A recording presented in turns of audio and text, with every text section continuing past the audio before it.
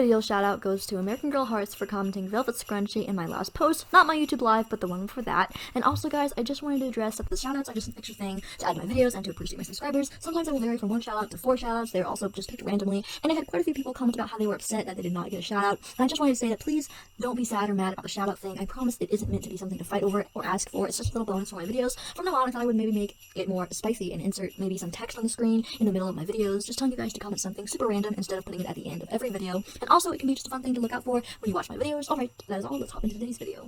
The fire is on. Can you tell it's on? I was supposed to have like a big flame, but you know, it's on. Hey guys, welcome back to PerkyTomato, and welcome to my 5th Christmas video of the year. I think it's my 5th. I might have it wrong, but I'll just correct myself on the screen. So, today I'm going to be reading you guys 3 Christmas-inspired picture books. I have this book right here. It's called The Legend of the Candy Cane. It's really awesome. I really enjoy this book. So, I'm also going to be reading you guys 2 stories out of this big book right here. This has like 20 stories, but I'm just going to be reading you 2 out of here. So I just thought this video would be like a cozy Christmas video, so you guys can just chill out, relax, cuddle up in a blanket, grab some tea or hot cocoa, and just sit back, relax while I read you guys these 3 Christmas stories. Okay, so first we're going to be reading The Legend of the Candy Cane. This is the inspirational story of our favorite Christmas candy, written by Lori Wahlberg, illustrated by James Bernardin. Yes, okay.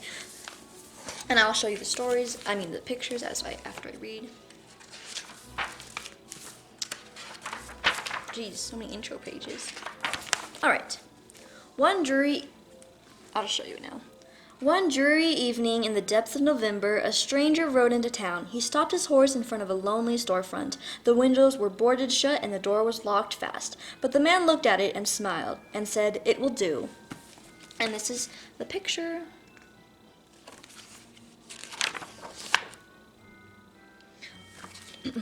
All through the gray short days and the long dark nights of November, the man worked. The townspeople could hear the pam pam pam of his hammer and the snish snish snish of his saw.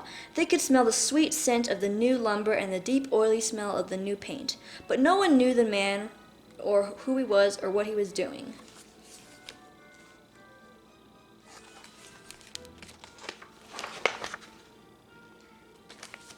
The mayor hoped he was a doctor to heal his illness. The young wives hoped he was a tailor to make beautiful dresses. The farmers hoped he was a trader to exchange their grain for goods. But the children had the strongest, deepest wish of all. A wish they did not tell their parents, a deep, quiet secret wish that none of them said out loud. No one spoke to the man, no one asked if he needed help. They just waited and watched and wondered and wished.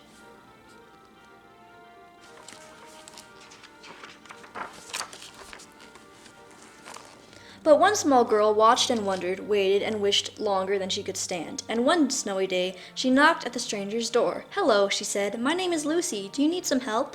The man smiled warmly and nodded. Then he opened the door and Lucy stepped inside.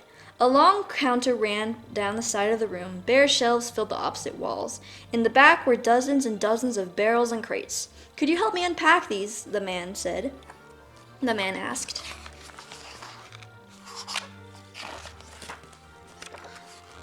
Lucy's heart sank at the sight of all the boxes. What if they were only barrels and nails and bags of flour? But she removed her dripping boots and hung her coat on a peg. On stocking feet, she crossed the rough wooden floor and knelt beside a crate. "Please open it," the man urged. Slowly, Lucy put her hand into the box and pulled out an object wrapped in tissue, round and heavy. It almost slipped through her fingers. Lucy trembled a little as she unwrapped it.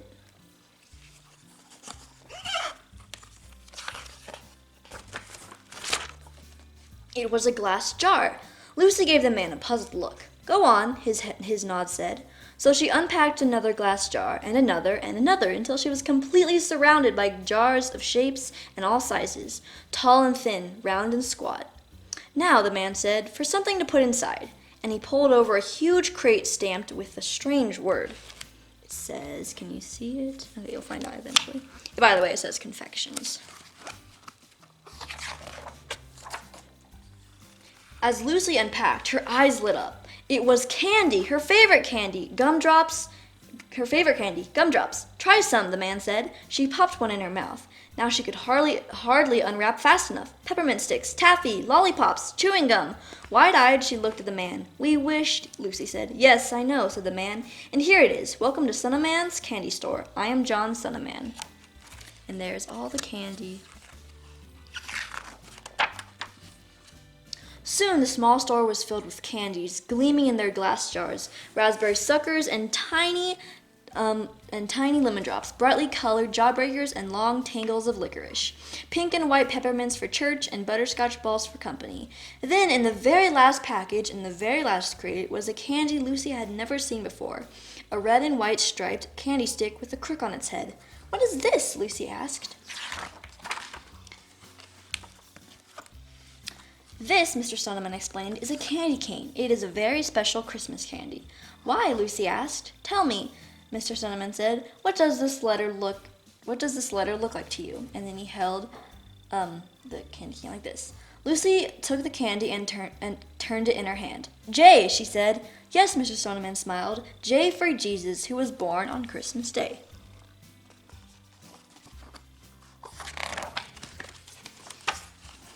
"Now turn it over. What does it remind you of?" Lucy turned the candy in her hand. She peered down intently. "I know," she said finally. "It's a shepherd's staff." "Who were the first to find out about Jesus' birth?" Mr. Son of Man asked. "Shepherds in the field," Lucy answered, "watching over their flocks by night."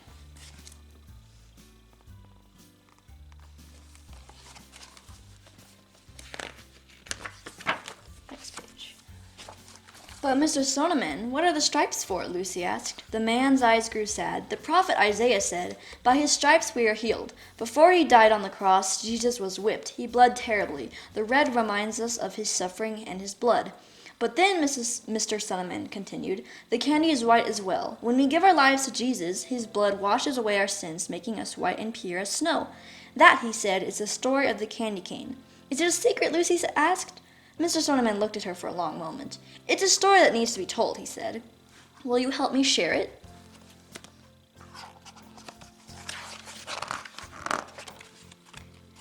It was now the depths of December. The town was whipped around by blizzard winds. For days the sun hid itself. But every morning Mr. Son of Man and Lucy ventured out. They wore heavy woolen coats and bright hand-knit scarves, and in their stiff, mittened fingers they each held a bag. They went to every house in town. They traveled to every farm in the country. They knocked on every door, in every home. They told the story. They left a small gift, and they gave an invitation. On the afternoon of Christmas Eve, the sun finally broke through the clouds, and the Son of Man's candy store was officially opened. The mayor came, feeling better than he'd felt in days. The young wives came dressed in beautiful smiles. The farmers came, eager to trade grain for Christmas gifts. The children ran in dizzy circles. Yes, their wish had come true. Yes, they had come to share in the opening of the candy store. But they shared something more, something bigger, something better. On that Christmas Eve, they shared the story of the candy cane. They told the miracle of Christ's birth and the misery of his death and the mercy of his love. And that is it, my folks. Let's move on to the other stories. Let me just get some water. Hold on. Reach under here. Okay. All right. A visit from St. Nicholas. 'Twas the night before Christmas, when all through the house not a creature was stirring, not even a mouse. The stockings were hung by the chimney with care, in hopes that St. Nicholas would soon be there. The children were nestled all snug in their beds, while visions of sugar plums danced in their heads. And Mamma in her kerchief, and I in my cap, had just settled down for a long winter's nap. When out on the lawn there arose such a clatter, I sprang from the bed to see what was the matter. Away to the window I flew like a flash, tore open the shutter, and threw up the sash. The moon on the breast of the new-fallen snow gave the luster of midday to objects below. When what to my wondering eyes should appear but a miniature sleigh and 8 tiny reindeer. Oh, sorry, photos.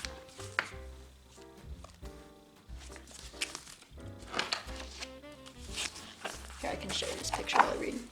With a little old driver, so lively and quick, I knew in a moment that must be St. Nick. More rapid than more rapid than eagles, his courses they came. He whistled and shouted and called them by name. Now Dasher, now Dancer, now Prancer and Vixen, on Comet, on Cupid, on Dancer and Blitzen. To the top of the porch, to the top of the wall, now dash away, all. As dry leaves that before the wild hurricane, As dry leaves that before the wild hurricane fly, when they meet with an obstacle mount to the sky. So up to the housetop, the courses they flew, with a sleigh full of toys and St. Nicholas too.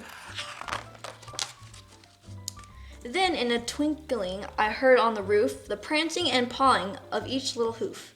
As I drew in my head and was turning around, now the chimney St. Nicholas came with a bound. Down the chimney St. Nicholas came with a bound. He was dressed all in fur from his head to his foot, and his clothes were all tarnished with ashes and soot. A bundle of toys he had flung on his back, and he looked like a peddler just opening his sack. His eyes, how they twinkled, his dimples how merry, his cheeks were like roses, his nose like a cherry. His droll little mouth was drawn like a bow, and the beard of his chin was white as snow. The stump of a pipe as he held in his teeth, and the smoke it encircled his head like a wreath. He had a broad face and a little round belly that shook when he laughed like a bowl full of jelly. He was chubby and plump, a right jolly old elf, and laughed when I saw him in spite of myself. A wink of his eye and a twist of his head soon gave me to know I had nothing to dread. He spoke not a word, but went straight to his work, and filled all the stockings, then turned with a jerk. And laying his finger aside his nose, and giving a nod up the chimney he rose. He sprang to his sleigh to his team gave a whistle, and away they all flew like the down of a thistle. But I heard him exclaim as they drove out of sight, "Happy Christmas to all, and to all a good night." And that is all, my dudes. Alright, so for the third story, I'm going to be reading you guys the first Christmas. Alright, let's read. And it came to pass in those days that there went out a decree from Caesar Augustus that all the world should be taxed. And this taxing was first made when Cyrenius was governor of Syria. And all went to be taxed, everyone into his own city. And Joseph also went up from Galilee, out of the city of Nazareth into Judea, unto the city of David, which is called Bethlehem. This was because he was of the house and lineage of David. To be taxed with Mary, his espoused wife, being great with child. And here's the little photo.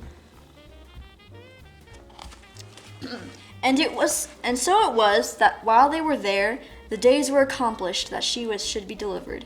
And she brought forth her firstborn son, and wrapped him in swaddling clothes, and laid him in a manger, because there was no room for them in the inn. And there were in the same country shepherds abiding in the field, keeping watch over their flocks by night. And lo, the angel of the Lord came upon them, and the glory of the Lord shone about them. And they were so afraid. And the angel said unto them, Fear not, for behold, I bring you good tidings of great joy, which shall be for all the people. For unto you is born this day in the city of David a Savior, which is Christ the Lord. And there shall be a sign unto you. Ye shall find the baby wrapped in swaddling clothes, and lying in a manger. And suddenly there was with the angel a great multitude of heavenly hosts, praising God and saying, Glory to God in the highest, and on peace goodwill towards men. And it came to pass, as the angels were gone away from them into heaven, the shepherds said to one another, Let us now go unto Bethlehem, and see this thing which has come to pass, which the Lord hath made known to us. And they came with haste, and found Mary and Joseph and the baby lying in a manger. And that is it, my dudes. And then there's just some songs, which I cannot play. Alright guys, that's basically it. If you watched until now, please comment down below the hidden clue I put in the video in text form down below. And yeah, I really hope you enjoyed this video. If you did, make sure you like, subscribe, comment down below, because I love talking to you guys, and I'll see you in my next video. Bye! I don't want a lot for Christmas. There is just one thing I need. I don't care about the price.